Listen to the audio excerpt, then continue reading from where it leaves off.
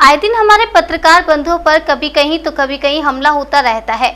इसके एक दो दिन बाद से ही हम फिर शांत हो जाते हैं और फिर हमारे किसी अन्य भाई पर हमला हो जाता है।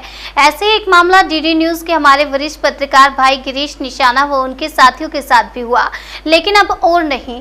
हम सभी प्रदर्शन के बाद एलजी साहब को ज्ञापन देकर मांग करेंगे कि हमारे सभी पत्रकार बंधु ग्राउंड जीरो पर जाकर जनहित के कार्यों की कमियों और खूबियों को उजागर करता है तो उसमें पुलिस प्रशासन या असामाजिक तत्व क्यों हमला करते हैं। ये क्या पत्रकारों को सुरक्षित रूप से पत्रकारिता करने का मापदंड अब इन सभी से सीखना पड़ेगा। लोकतंत्र के चौथे स्तंभ के रूप में पहचान बनाए हुए पत्रकारों को अब अपनी कलम से सत्य लिखने के लिए पुलिस प्रशासन की इजाजत लेनी पड़ेगी। बस अब बहुत हुआ।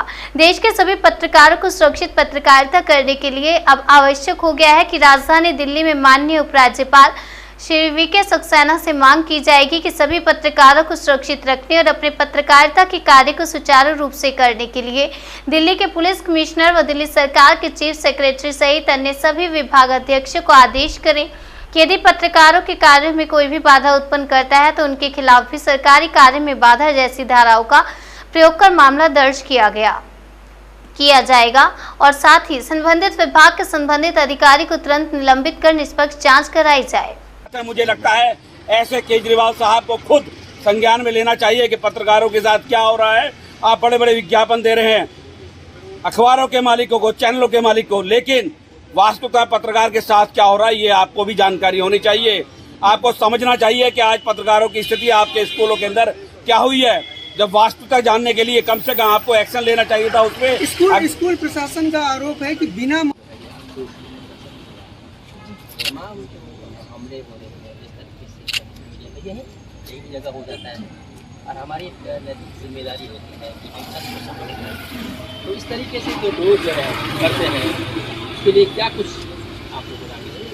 देखिए, ये पहला मामला नहीं है, ये बहुत सारे ऐसे मामले हो चुके हैं और जिस तरह से मोदी जी विदेश में बैठ के कह रहे कि हमारा भारत बहुत तरक्की कर रहा है, ये कर रहा है, वो कर रहा है, बट ग्राउंड जो रियलिटी है इट इज़ बिल्कुल भी अलग है।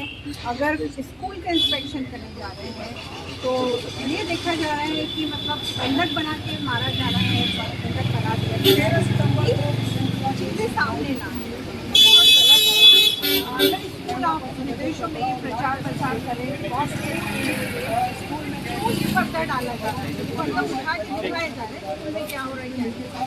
ग्राउंड रियलिटी कुछ होती है और दिखाया कुछ और जाता है। और पत्रकार चौथा स्तंभ है देश का, तो हमें कब तक अकेला सहन करना पड़ेगा ना। हमारे लिए कोई सिक्योरिटी होती है ना कुछ होता है, जब चाहे डांट देंगे, बाहर निकाल देंगे, मार देंगे। कम से कम हम लोगों की सुरक्षा के लिए कुछ करना चाहिए।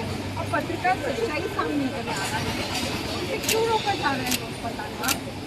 और ऐसा ही एमपी में भी हुआ था, वो बच्चा इंस्पेक्शन करने गया था, उसे बंधक बना लिया, बोले तुझे जाने नहीं देंगे, यहाँ पे डिलीट कर, ये कर, वो कर। तो ये तो बिल्कुल गलत है, मतलब सच्चाई छुपाए जा रहे हैं। और एक तरफ तो आप सरकार कहती कि हम ये कर रहे हैं, वो कर रहे हैं, बट मैं भी एक रिपोर्टर हूँ, ग्राउंड रियलिटी बहुत अलग होती है।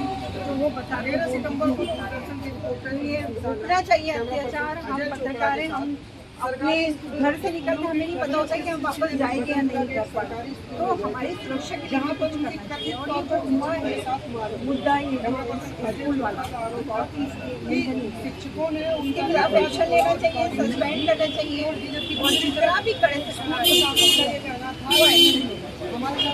मोटी बात नहीं है, बहुत बड़ी बात है। आप ये बताओ, आम आदमी 2 रुपए का अखबार खरीद के खबर पढ़ने का, 2 रुपए की खबर हासिल करने के लिए हम अपनी जान देंगे।